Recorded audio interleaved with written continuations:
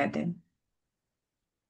तर आज आपल्याला फॉरगिव्हनेस साधना करायची आहे. पण ही साधना किंवा मेडिटेशन करायच्या आधी आपण इन्व्होक करूया, म्हणजे त्या सुप्रीम बिंगला आपण इन्व्हाइट करणार आहे की बाबा तुम्ही पण आमच्यासोबत या, कारण तुम्हीच आम्हाला पॉवर देत असता फॉरगिव्हनेस किंवा क्षमा करण्यासाठी. तर दोन्ही हात नमस्काराच्या स्थितीत छातीच्या समोर आणायचे. नंतर ते हात डोक्याच्या वर म्हणजे सहस्रार चक्राच्या वर घेऊन जायचे. डोळे बंद करायचे आणि म्हणायचंय, to the supreme being, divine father, divine mother, lord Guruji मेलिंग, जोहानजिंग मेलिंग पा, all the great great one, all the spiritual gurus, spiritual ministers, spiritual masters, archangels, holy angels, divine angels, guardian angels, my guardian angels, spirit angels, and spirit guides, all the healing masters, healing ministers, and healing gurus. I invoke you all to bless each and everyone which is present in the meeting with divine light, divine love, divine power, divine healing energy, divine protection, divine abundance, and divine prosperity. Thank you so much in full faith. With deep gratitude, डोक्यावर हात ठेवा. With deep respect, कपाळाला हात लावा. And lots of love, हृदयासमोर हात ठेवा. Thank you so much. So be it. तर आजचा आपला आहे फॉरगिव्हनेस, क्षमा साधना. क्षमा साधनेचं महत्व हे जैन धर्मात पण खूप अगदी प्रकर्षाने सांगितलंय. इनफॅक्ट त्यांच्या ह्याच्यात तर असं एक पर्टिक्युलरली दिवस असतात की जिथे ते क्षमा साधनाच प्रिफरली एक 2-4 दिवस त्यांचे असतात की ज्याच्यात ते क्षमा साधनाच ठेवत असतात, की सगळ्यांना क्षमा मागायची आणि सगळ्यांना क्षमा करायची. क्षमेचं महत्व खूप जास्त असतं. आपणही म्हणतो कधी कधी, चुकलं माझं, सॉरी, माफ करून दे यार मला. पण आणि समोरच्याने जर माफी नाही दिली आपल्याला तर आपल्याला खूप वाईट वाटत असतं. तसंच समोरच्या सोबत पण असतं की जर त्यांनी नोईंगली किंवा अननोईंगली, जाणतेपणे किंवा अजाणतेपणे आपल्याला दुखवलं असेल आणि आपण त्याच्यावर चिडलोय आणि तो आपल्याला म्हणतोय की यार तू हमको माफ कर दे, मला क्षमा कर, पण तरी आपण त्याला क्षमा करत नाहीये. कारण आपल्याला असं वाटतं ना कधी कधी, मी का माफ करू, दरवेळेस मीच माफ करायचं का, ठीक आहे, किंवा तू खरंच मला किती दुखवलं, मी तुला आता कधीच क्षमा देऊ शकत नाही. तेव्हा समोरच्यालाही तेवढंच दुखत असतं.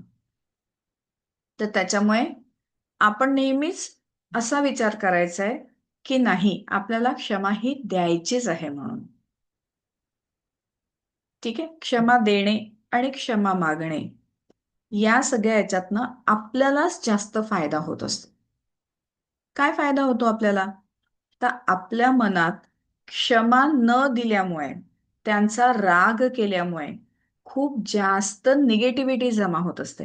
आणि ती आपल्या मनात नाही तर ती निगेटिव्हिटी हळूहळू आपल्या अख्ख्या शरीरात पसरत असते. आणि ही शरीरात पसरती आहे, ठीक आहे, तर ही शरीरात पसरताना ती काय अशी छानपैकी वावा आनंदाने थोडीच होणार ना, तर ती वेगवेगळ्या प्रकारचे आजार आपल्या शरीरात घेऊन येत असते. तर त्याच्यामुळे आपल्या मनात कोणाबद्दलही राग, द्वेष, मत्सर या गोष्टी ठेवायच्याच नाहीये. जरी त्यांनी आपल्याला दुखवलं होतं तरी पण आपल्याला त्यांना क्षमा करायची आहे. कारण त्यांना क्षमा केली तर आपणच खूप छान होणार आहे, आपल्यामध्येच सुधारणा होणार आहे, आपल्यातले खूप सारे आजार असेच निघून जाणार आहेत. तर क्षमा करायचीच आहे. रागाचं, द्वेषाचं डस्टबिन आपल्याला आपल्या याच्यात ठेवायचंच नाहीये. आणि तसंच व्हाईस वर्सा, म्हणजे दुसऱ्या बाजूनी काय? तर दुसऱ्या बाजूने स्वप्नाली आणि नेहा आपल्याला काय करायचंय? तर आपण त्यांना दुखवलं असतं, आपलं इंटेन्शन नसेल भले त्यांना दुखवण्याचं, पण आपल्या कुठल्या वाक्याचं, कुठल्या वागण्याचं, कुठल्या ऍक्शनचं, ठीक आहे, त्यांना दुःख झालं असेल हे आपण नाही सांगू शकत. कधी कधी आपण त्यांना तशी ओरली किंवा असं प्रत्यक्षपणे क्षमा पण नाही मागू शकत आहे. मग अशा वेळेस आपण म्हणायचं की बाबा, माझ्या जाणतेपणे किंवा अजाणतेपणे जर मी तुम्हाला दुखवलं असेल तर त्याच्यासाठी तुम्ही मला क्षमा करा. आपण मोठ्या मनाने पहिले दुसऱ्यांना क्षमा मागायची आणि दुसऱ्यांना क्षमा द्यायची पण. या दोन्ही गोष्टींनी आपण रिकामे होतोय. आपल्या मनातली सगळी निगेटिव्हिटी रिकामी होते. आणि जर आपल्या मनातली निगेटिव्हिटी रिकामी झाली तर आपल्या शरीरातल्या सेल्स आणि सेल्स मधली ती निगेटिव्हिटी रिकामी व्हायला लागते आणि आपले आजार बरे होतात. आपल्याला असं वाटतं की हा आजार शारीरिक आहे, पण बेसिकली तो असाच मानसिक रित्याच जे काही टेन्शन्स किंवा प्रेशर्स किंवा जो काही राग असतो, जो काही द्वेष असतो, जो न कळत आपल्या याच्यात साठायला लागतो आणि भयंकर आजाराच्या रूपाने तो आपल्या समोर येत असतो. आणि ही गोष्ट फक्त आजाराची नाही आहे, तर आपल्या लाईफमध्ये जर काही रिलेशनशिपमध्ये गडबड असेल, म्हणजे आपल्याच आवडीच्या व्यक्तीसोबत जर पटत नसेल किंवा घरात सतत भांडणं होत असतील किंवा जर आपल्या लाईफमध्ये मनी ब्लॉकेजेस असतील की पैसे येत नाही आहेत, फायनान्शियली आपण खूप जास्त सफर करतो आहे, म्हणजेच आपण कोणाचा तरी राग मनात दाबून ठेवलाय किंवा आपण कोणाला तरी दुखवतो आहे खूप जास्त, त्यांना आपल्याला क्षमा करायची आहे आणि त्यांना आपल्याला क्षमा मागायची आहे. ही खूप सुंदर साधना आहे क्षमा साधना, ज्याने सगळ्या प्रकारचे ब्लॉकेजेस दूर होतात आणि आपल्या सगळ्यांसाठी ही गोष्ट खूप चांगली असते. म्हणजे फायनान्शियल ब्लॉकेजेस पण दूर होतील, रिलेशनशिप ब्लॉकेजेस असतील ते पण दूर होतील आणि काही हेल्थ इश्यूज असतील, हेल्थ ब्लॉकेजेस असतील तरी ते दूर होतील. तर चला आपण ही क्षमा साधना करूया. ऑडिओ लावतीये, त्याच्यात सगळे इन्स्ट्रक्शन्स आहेत. ठीक आहे. तर त्याच्या जेव्हा आशीर्वाद द्या असं येतं तर आपल्या छातीच्या समोर, हृदयाच्या समोर जे आहे असे दोन्ही हात आपल्याला करायचे आहेत असे आशीर्वादाच्या रूपाने. ठीक. आणि विचार करायचा की इथनं ऊर्जा जाते आहे, गुलाबी ऊर्जा त्यांच्याजवळ पोहोचती आहे. त्यांना नमस्कार करा म्हटलं तर व्यवस्थित असाच नमस्कार करायचा आहे आणि आत्मा नमस्ते हा शब्द त्यांच्यासाठी वापरायचा आहे. जेव्हा आपण दुसऱ्याला क्षमा करण्यासाठी समोर त्या व्यक्तींचं आपण इमॅजिन करणार की ते उभे आहेत, आपण त्यांना आत्मा नमस्ते म्हणणार, आपण त्यांना क्षमा करणार, गुलाबी प्रकाश देणार प्रेमाचा, आणि त्याच्यानंतर मग एक शब्द येतो कट कट कट. म्हणजे त्याच्यासोबतचा आपला आता जे व्हायब्रेशन्स आपण ट्यून अप करून ठेवलेला आहे ना त्याला तोडायचं आहे. तर कट कट कट म्हटलं तर असा हात ठेवायचा आणि व्यवस्थित विलिंगली हे कट करायचं असं. ठीक आहे. असं दोनदा तिथे कट कट कट येतं आणि तिसऱ्यांदा क्षमा असते, आपण स्वतःला माफी मागायची की आपण कधी कसंही वागून देतो आणि मग आपल्याला नंतर पश्चाताप होतो की अरे मी तसं का केलं होतं तेव्हा, असं करायला नको होतं वगैरे. तर त्यासाठी पण आपण स्वतःला क्षमा करायची. ते इन्व्होकेशन आपण केलेलंच आहे. मी आता क्षमा साधनेचा व्हिडिओ लावते. डोळे बंदच ठेवाल.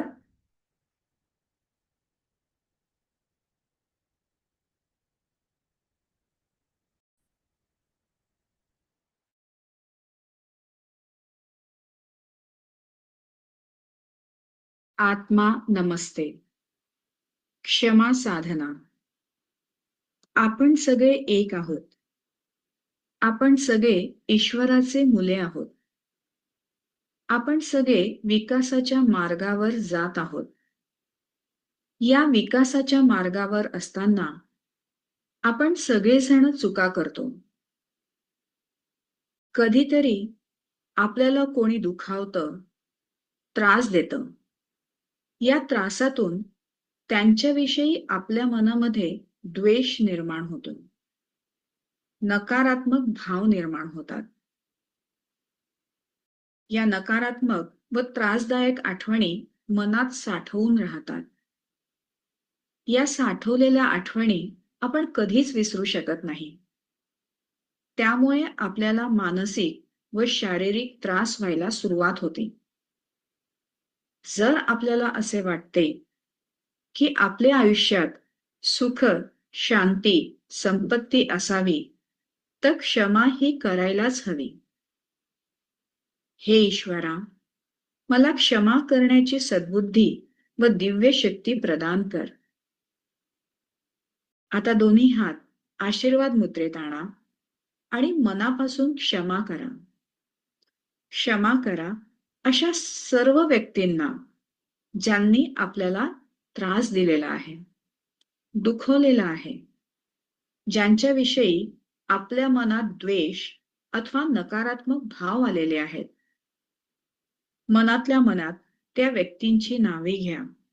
त्या व्यक्तींना आपल्यासमोर उभे आहेत अशी कल्पना करा. आपल्या हृदयासमोर दोन्ही हात जोडा आणि त्या व्यक्तीला उद्देशून म्हणा, आत्मा नमस्ते. मी आपल्या दिव्य स्वरूपाला नमन करत आहे. आपण सगळे त्या परमपिता परमात्म्याची मुले आहोत. आपण त्या सर्वोच्च परब्रह्माचे संतान आहोत. आपण सगळे चुका करतो आणि आपण सगळे विकसित पण होतो. तुमच्या दोन्ही हातातनं गुलाबी ऊर्जा निघते आहे, गुलाबी प्रकाश निघतो आहे आणि तो त्या व्यक्तींच्या जवळ जातो आहे. म्हणा, मी तुम्हाला क्षमा करते आहे. तुमच्याद्वारे दिलेल्या दुःखाला, कष्टाला मी विसरते आहे आणि मी तुम्हाला क्षमा करते आहे. तुमच्यासोबत व माझ्यासोबत शांतता सदैव नांदो. भगवान तुम्हाला आशीर्वाद देव. भगवान नेहमी तुमच्या सोबत असो. शांतता तुमच्या चारी बाजूने नांदो. ओम शांती शांती शांती ओम. ओम शांती शांती शांती ओम. ओम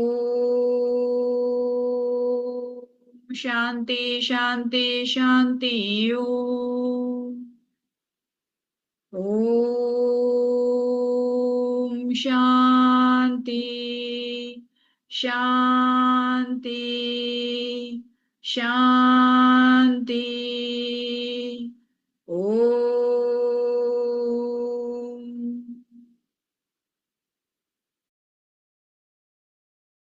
कट कट कट.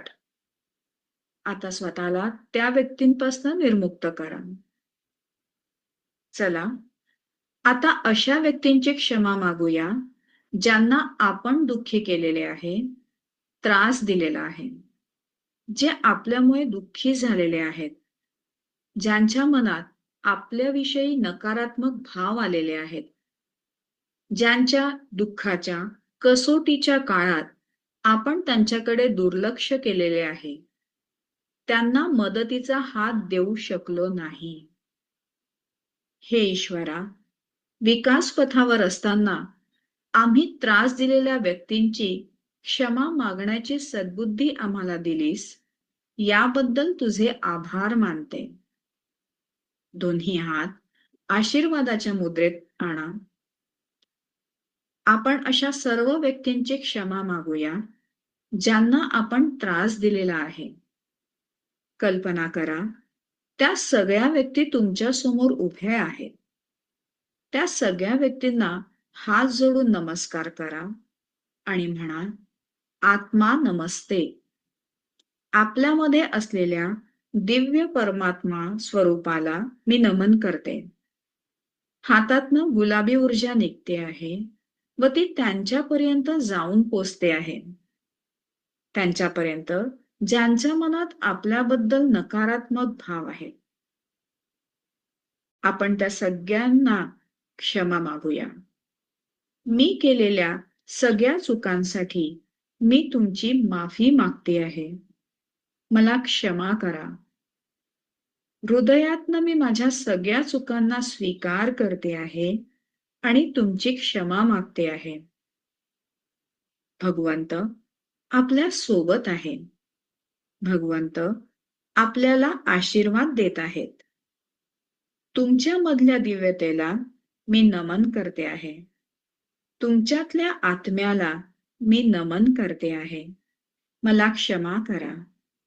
शांती सदैव तुमच्या सोबत व माझ्या सोबत नांदो. ओम शांती शांती शांती ओम. ओम शांती शांती शांती ओम. ओम शांती शांती शांती ओम. ओम शांती शांती शांती ओम.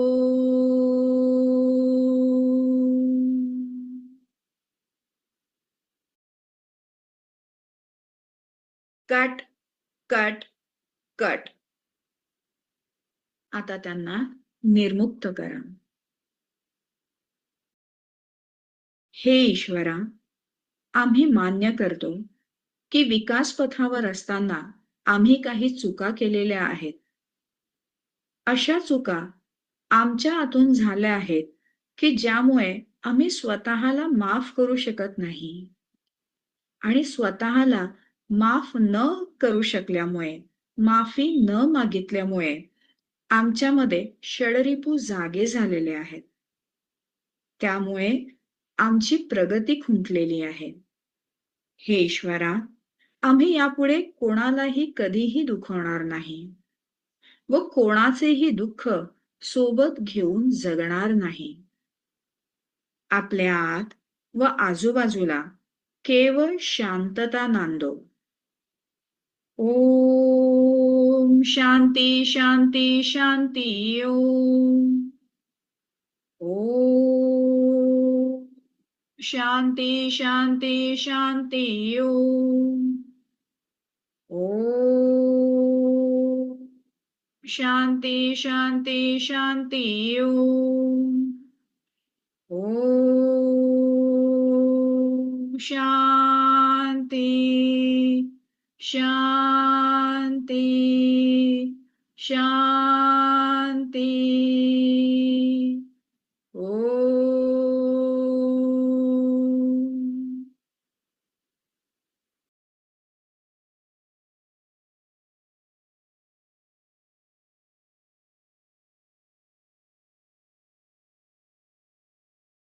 दोन्ही हात नमस्काराच्या स्थितीत हृदयाच्या जवळ आणा. त्या परमात्म्याला नमस्कार करा. सगळ्या सत्पुरुषांना नमस्कार करा. स्वतःला नमस्कार करा आणि म्हणा, धन्यवाद. आत्मा नमस्ते.